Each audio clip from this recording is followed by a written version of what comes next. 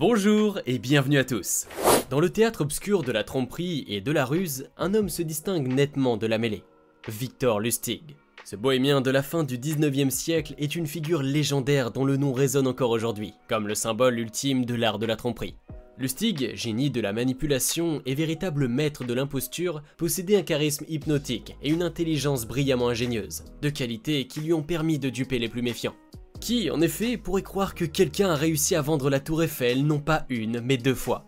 L'audace étonnante de Lustig, sa ruse extravagante et son panache flamboyant ont fait de lui un personnage inoubliable de l'histoire des escroqueries.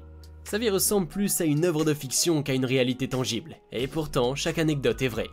Embarquons donc ensemble dans un voyage à travers les subtilités de l'arnaque la plus mémorable de l'histoire. Une aventure qui, sans aucun doute, saura susciter votre émerveillement et piquer votre curiosité.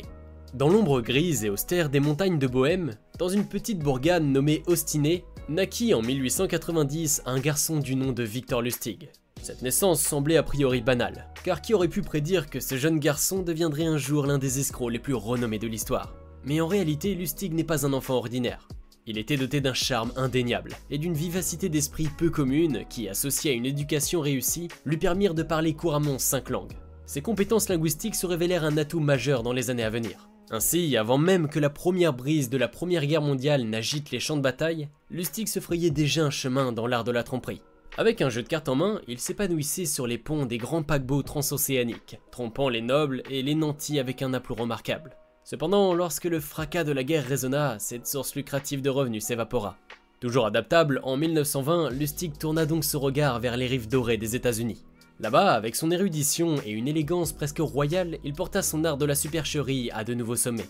Les victimes de ces escroqueries étaient nombreuses et diversifiées, et comprenant même des figures comme Al Capone, l'un des plus célèbres gangsters américains.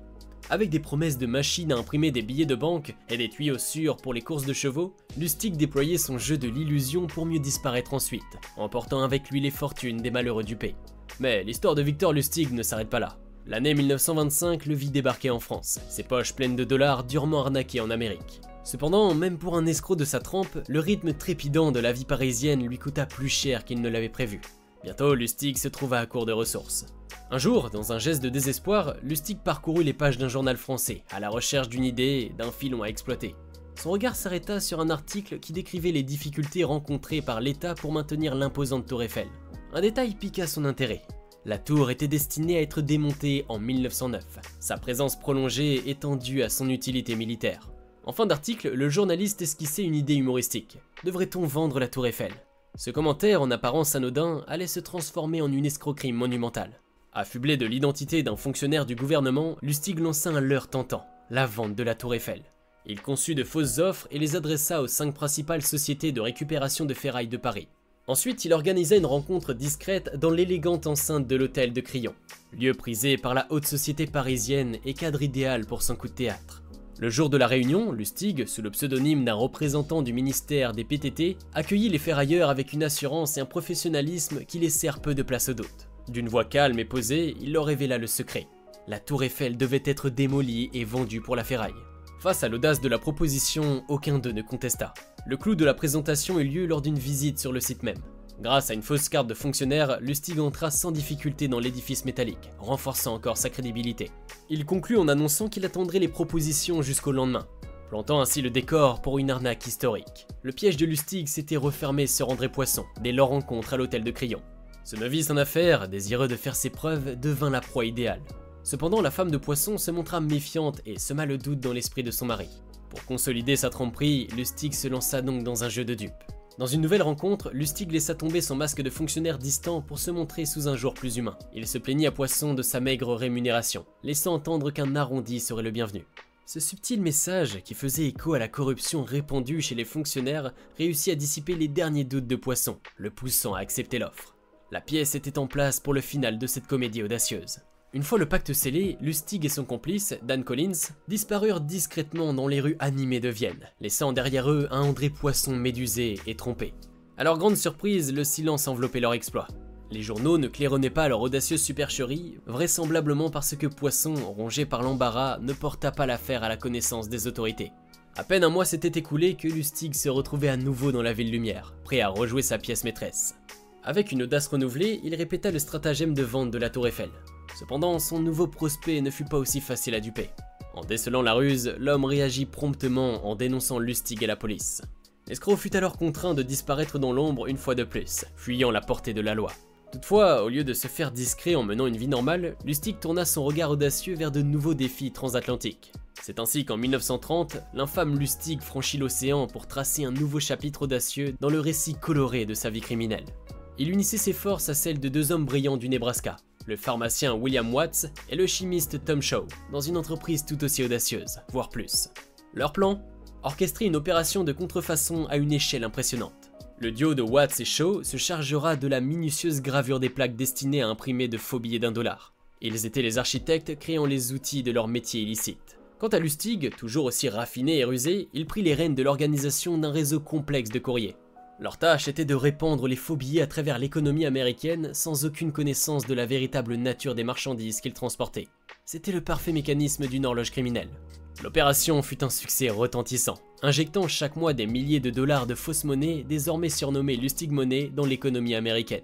Pendant 5 années consécutives, le groupe mené par Lustig fit pleuvoir leur monnaie contrefaite à travers le pays. Malheureusement pour eux, leur succès même a été l'origine de leur déclin. La quantité croissante de Lustig Money en circulation a en fait fini par attirer l'attention des agents fédéraux. Et comme on pouvait s'y attendre, le destin rattrapa le célèbre Lustig. Ainsi, le 10 mai 1935, ses pirouettes dans l'ombre du crime se sont brusquement arrêtées. Les lumières clignotantes de la police de New York ont brisé son aura d'insaisissable. Accusé de contrefaçon, Lustig s'est retrouvé entre les murs glacés de la prison new-yorkaise. La veille de son procès, cependant, l'astucieux Lustig a montré qu'il avait encore quelques tours dans son sac. Avec une habileté qui le caractérisait, il transforma les draps de sa cellule en une corde improvisée et réussit à s'évader. Mais son goût de la liberté fut de courte durée. Seulement 27 jours plus tard, le bras de la loi le rattrapa à Pittsburgh. Le 5 décembre 1935 marqua alors le jour où Victor Lustig se tenait face à face avec la justice. Il plaida coupable et reçut une sentence qui reflétait la gravité de ses actes. 15 années à Alcatraz, la prison notoirement inhospitalière sur une île au large de la Californie. Pour son évasion audacieuse, il reçut 5 années supplémentaires. Lustig passa donc le reste de ses jours enchaîné, loin de la liberté et des stratagèmes qu'il chérissait. Au fil des années, sa santé s'effritait inexorablement. En effet, le 9 mars 1947, une pneumonie s'empara de lui, le laissant faible et sans défense. 2 jours plus tard, cet illusionniste extraordinaire, ce virtuose de l'escroquerie, rendit son dernier souffle. Le lieu de son départ final était bien loin des sommets de la Tour Eiffel et des salles luxueuses de l'hôtel de Crillon, puisqu'il était confiné au centre médical pour prisonniers fédéraux des États-Unis à Springfield, une ville du Missouri. Ainsi se termina l'épopée tumultueuse de Victor Lustig, l'homme qui avait non seulement osé rêver, mais aussi mis en scène l'incroyable exploit de vendre la Tour Eiffel.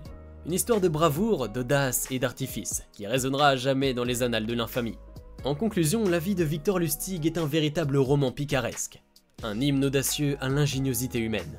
Du pavé parisien à l'acier froid d'Alcatraz, l'escroc artiste a orchestré une symphonie d'illusions avec une éblouissante maestria. Surnommé le roi des imposteurs, Lustig a su jouer des notes de la crédulité humaine, griffant le tableau de l'histoire avec une audace flamboyante. Sa mélodie la plus célèbre ? La vente de la Tour Eiffel. Non pas une, mais 2 fois. Mais chaque ballet a sa dernière danse, et celui de Lustig fut silencieusement dessiné par la cruauté de la maladie, loin des feux de la rampe qu'il avait si adroitement illuminée. Aujourd'hui, son écho persiste, vibrant rappel de l'incroyable audace humaine, une partition hors norme gravée dans l'histoire du grand théâtre de l'imposture.